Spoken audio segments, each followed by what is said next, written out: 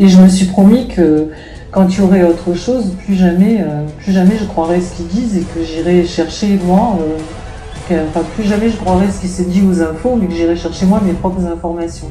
Donc en fait j'ai commencé mes enquêtes au moment du H1N1 parce que je me suis dit qu'est-ce qu'il faut faire, quoi. Donc j'ai commencé à aller regarder sur le net d'abord et puis après j'ai trouvé des trucs un peu bizarres. Donc je suis tombée sur une dépêche d'une agence russe qui disait que Baxter avait envoyé 80 kilos de vaccins dans ses filiales du monde entier, qui étaient prêts à être fabriqués. C'est-à-dire, normalement, les gens prenaient la souche et fabriquaient les vaccins, tout ça, sans plus de contrôle.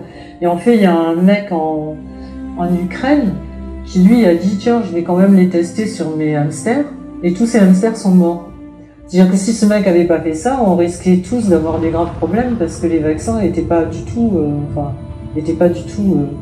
Alors évidemment, Baxter s'est défendu en disant oui, il y a eu un problème de sécurité et tout.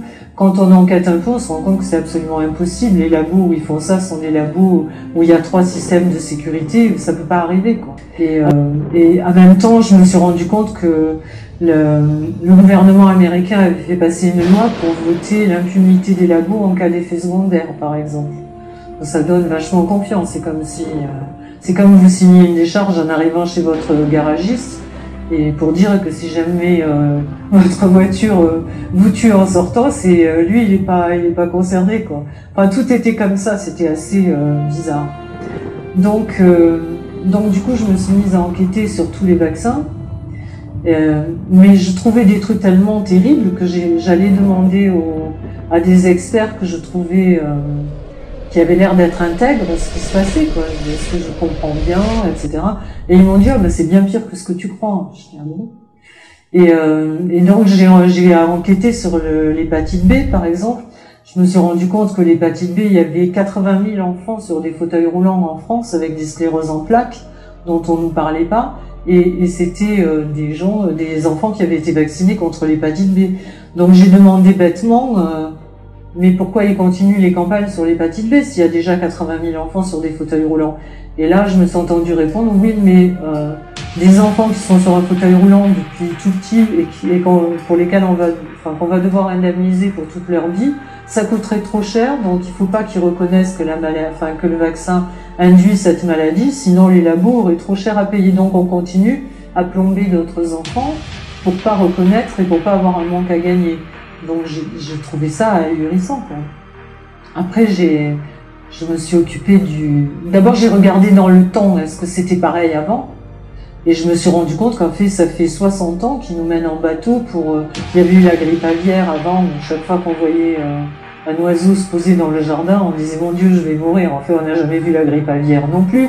Avant il y avait eu la grippe espagnole, enfin je veux dire, et quand on regarde tous les documents, on s'aperçoit que c'est du foutage de gueule. Et par exemple, Bill Gates, qui a fait une campagne où on dit « ouais, c'est un bienfaiteur de l'humanité, il est allé vacciner les petits Africains, il a éradiqué la polio en Afrique ».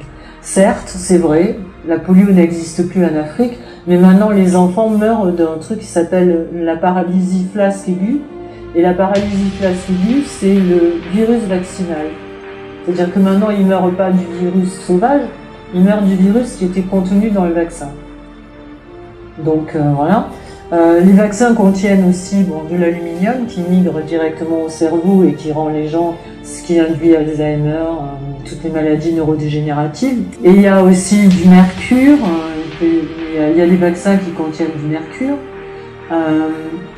qui évidemment induit l'autisme. Alors ils savent depuis 2004 que les vaccins qui contiennent du mercure rendent les enfants autistes.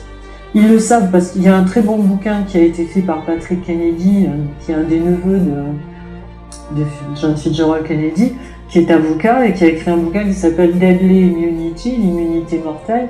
Et il explique qu'il a assisté à une réunion en 2004 où il y avait tous les labos justement qui se posaient des questions sur le mercure et qu'à la fin du séminaire, ils savaient tous que c'était le mercure, qu'ils avaient les preuves que c'était le mercure qui créait l'autisme. Et que leur souci, et c'est pour ça qu'il a écrit ce bouquin, parce qu'il était effaré, que le souci des labos, c'était que surtout ça ne sorte pas du symposium, et qu'on puisse continuer à vendre les vaccins, mais pas du tout de d'arrêter le fait que les enfants deviennent autistes, quoi.